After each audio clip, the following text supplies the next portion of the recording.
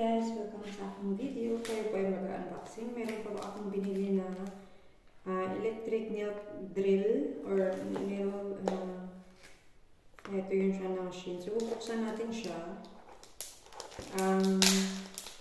Yung isa, dalawa pala yung na-order ko na ganitong machine. So, isa lang yung bubuksan natin at yung isa, i-reserve natin to. Kasi kung masira yung isang nating product, meron pa tayong isang product na machine na gagamitin. So, lagyan natin yan dyan. Set aside natin at bubuksan natin itong isang lagyan natin electric nail drill. Isanggal siya ng mga dubi-dubi, ganyan guys. So, we'll see what we gonna see today. Ito yung tsura niya.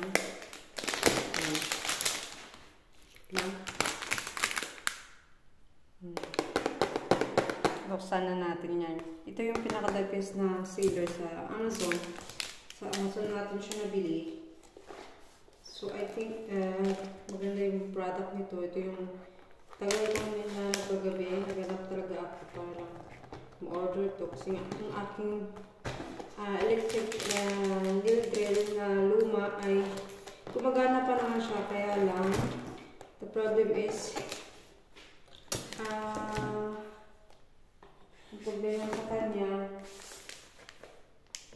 ay hindi na matalim yung kanyang pang kiss-kiss. Kaya bumili ako ng panibago. Tsaka din yung ginagamit ng asawa pang paa niya, panlinis ng kuko niya sa paa.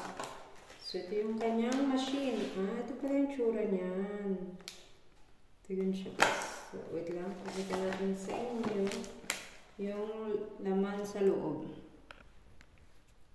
Yan siya. So, isa natin, meron tayo itong brush. Pag nag-ano tayo, naglilinis, sumalikabok yan. Ito yung pang brush niya. Ang ganda. May kasama na siyang pangtakip.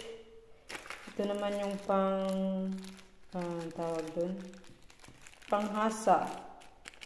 Maganda to guys. Yan, electric to siya guys. Sinasaksak lang siya, rechargeable. So, ito yung kanyang charger. Okay? Cute ng kanyang charger. So, ano to? Ito yung the best na pang drill. Ito yung sa picture. Ang ganda no guys. Ito naman yung iba ng mga gamit. So, paano ba natin ito sa bubuksan? Parang mahirap.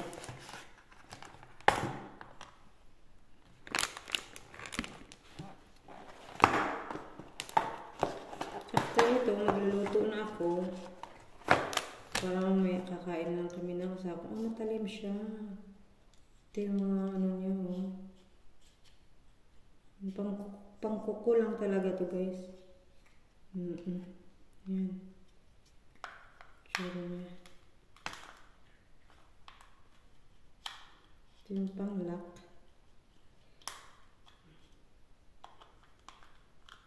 Made in China talaga. Ayaw niya mag-lock ba? Made in China talaga siya ba? Ito naman. Buksan natin ng isa. Ano bubukasan nito? Ganun. Ganun pala siya.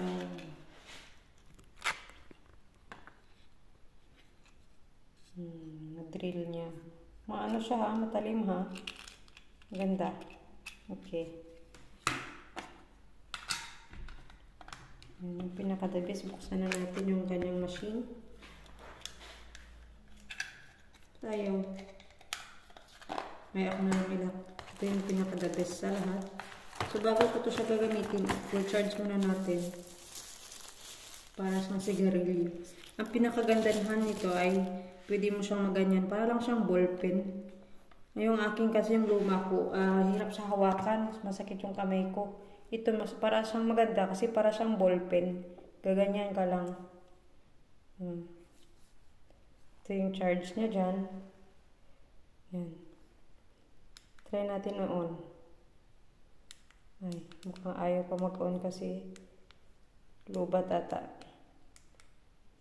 So, charge muna natin. Okay guys, thank you for watching. Sana po nagustuhan niyo ang aking video for today. Thank you guys. Bye!